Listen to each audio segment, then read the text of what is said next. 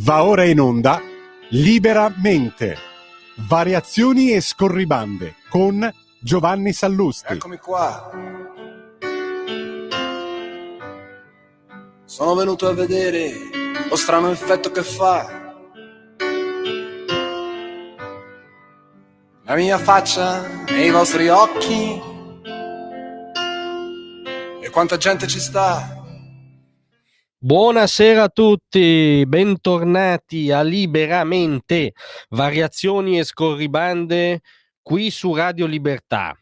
Allora dobbiamo chiedere venia perché stamattina eravamo concentrati sulle castronerie generali del mainstream, no? Che dipingevano un Trump nell'angolo impaurito, non so se dal bazooka di Ursula von der Leyen o dai tanti aidi del Partito Comunista Cinese, ma comunque insomma ci siamo concentrati su restituire una parvenza di senso alla strategia che piaccia o meno, ma sta perseguendo il Presidente degli Stati Uniti, per cui ci siamo persi una castroneria specifica, però sommamente istruttiva, sommamente rilevante, che fa anche sommamente girare le palle.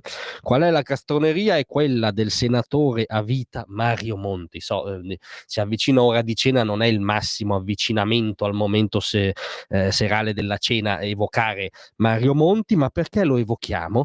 Perché oggi su Repubblica ci ha regalato la seguente perla, secondo cui gli Stati Uniti d'America non sono più una democrazia liberale.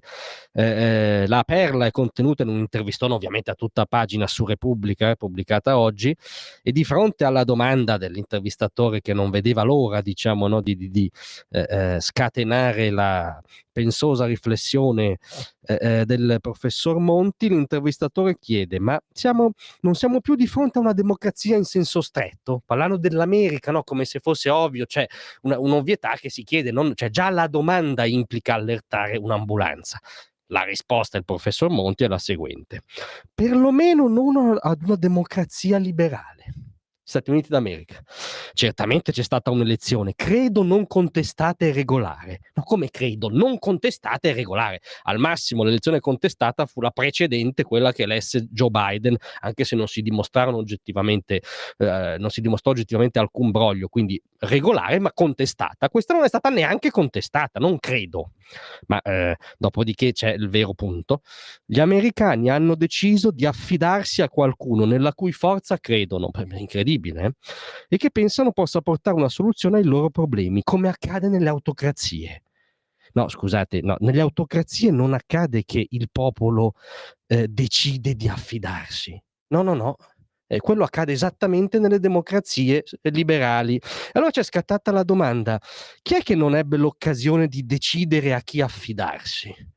Per esempio gli italiani alla fine del 2011, quando l'ultimo governo Berlusconi fu scalzato da una triangolazione, vogliamo dirla molto edulcorata, tra poteri nazionali, europei e internazionali, a favore di un esecutivo privo di vaglio e timbro della sovranità popolare, presieduto da, rullo di tamburi, Mario Monti. Lì non decisero affatto di affidarsi a lui gli italiani, lo decisero dei poteri di affidare a lui l'Italia, cioè l'esatta inversione di una dinamica democratica. E non è, come dire, una polemica complottarda fuori tempo massimo di Radio Libertà. Voi ricordate che fu l'ex ministro del tesoro di Obama, Timothy Geithner, quindi non un estremista complottardo del sottobosco della destra, l'ex ministro del tesoro di Obama, a rivelare che l'amministrazione americana ricevette un forte invito da alte personalità europee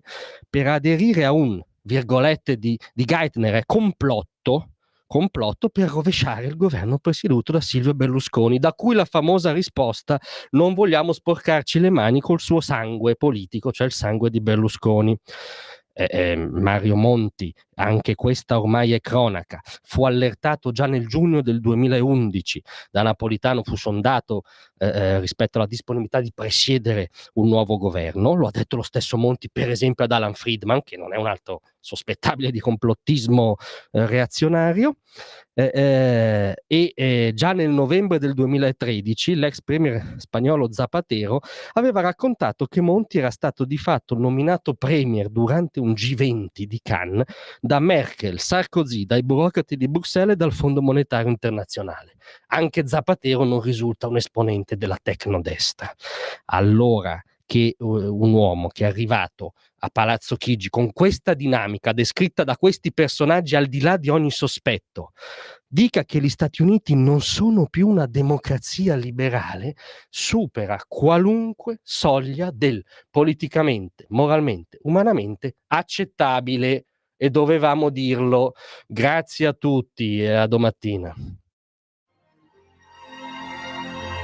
Tra un manifesto e lo specchio.